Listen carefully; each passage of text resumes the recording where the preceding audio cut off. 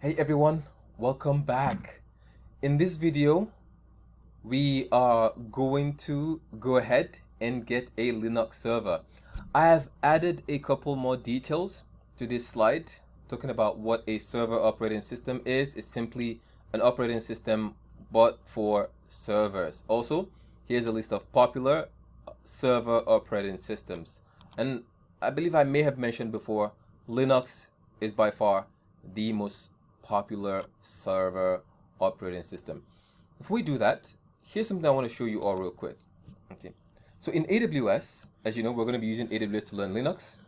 There are multiple services, right? There's what we call compute service, which are EC2. Linux server is part of. Okay, there's a storage service called S3, which is used to store unlimited amount of data. Think of Dropbox in this case. So think of in your AWS account, okay, in your AWS account, there are multiple services. A compute service, right? A compute service, a storage service, a database service, which is known as RDS. More of this we're going to learn later on.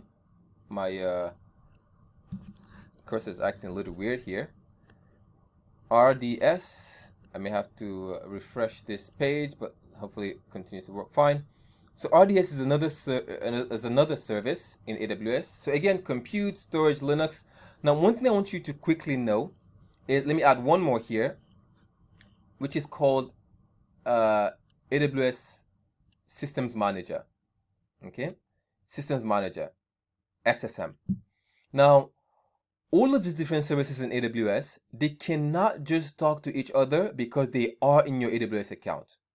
Okay, the compute service used for getting servers in the cloud, the storage service using for storage information. Again, think of your Dropbox, you want to store images, videos. A database service for those of you that need a database in the cloud, and then also a systems manager service. Now, think of this service as a service that allows you to administer, right, your EC2 instances in the AWS cloud. Where am I going with all of this? Every service in AWS needs what we call a role to talk to each other. So, for example, in this case, if this SSM service in AWS needs to what? Needs to talk to the EC2 instance service, right? You need what we call a role. Okay, roles are very important. They include policies that allow you to say what you want a service to do to another service. In a nutshell, services cannot just talk to each other. You need a role. That is very important. And when we get into the console, all of this will make more sense. Why am I saying this? When we get our Linux server, we want to be able to go into the server. So it's one thing for you to get a server in AWS, right? You want to get a Linux operating system server in a cloud, right, with AWS. Now, you need to be able to get into that server. Okay, you need to be able to do what we call remote into the server. Okay, for those of you that are new, I know this might sound a little confusing for you, but what we're saying here is you have a server with someone with AWS, right? You need to be able to get from your machine to remote into that server to make changes and install whatever you need to install on that server. Okay, so in order to do that in AWS, I know many of you or some of you might be familiar with things like PuTTY. You might be familiar with Mobile Xterm.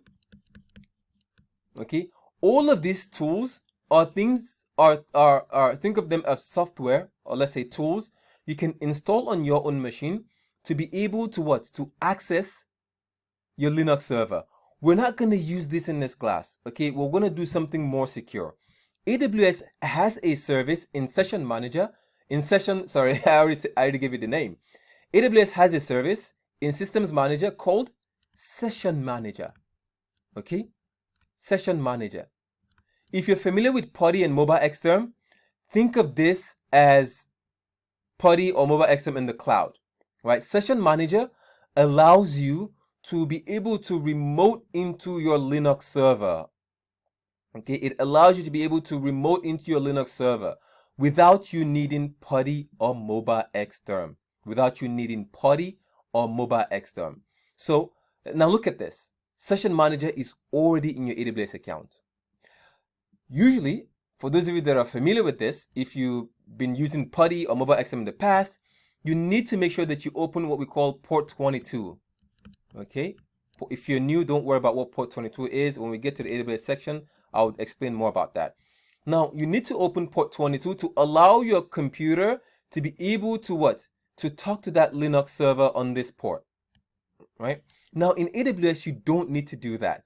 You don't need to open port 22 to your own IP, to your own machine, to be able to what? To remotely access the Linux server that you're getting. All you need to do is what? Create a role. Remember roles? SSM is a service in AWS.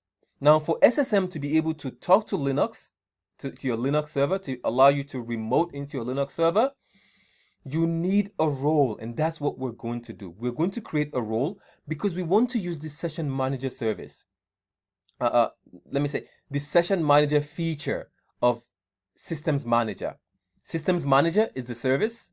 Session Manager is a feature in Systems Manager that allows us to remote into our Linux server, okay, without the need for installing this on our machine. So everything we're going to do in the browser, okay, it is more secure. Now, when you get a job in a company, okay, and you're using AWS Cloud, I'd recommend bringing this to the table, right, and telling your colleagues or your manager that, you know, we don't need to use PuTTY to access our servers in the cloud. We can use the Session Manager feature of Systems Manager. I'm going to pause this video, end this video actually, and in the next video is when we'll actually go in and create all of this. I don't want these videos to get too long, so that's why I'm going to try to break as much as I can and put them into more sections as possible. So in this video, I have explained to you what a role is and why we need it. And in the next video, we'll go ahead and create a role. And as we launch our Linux server, we will give that Linux server a role that would allow us to be able to remote into it using Session Manager.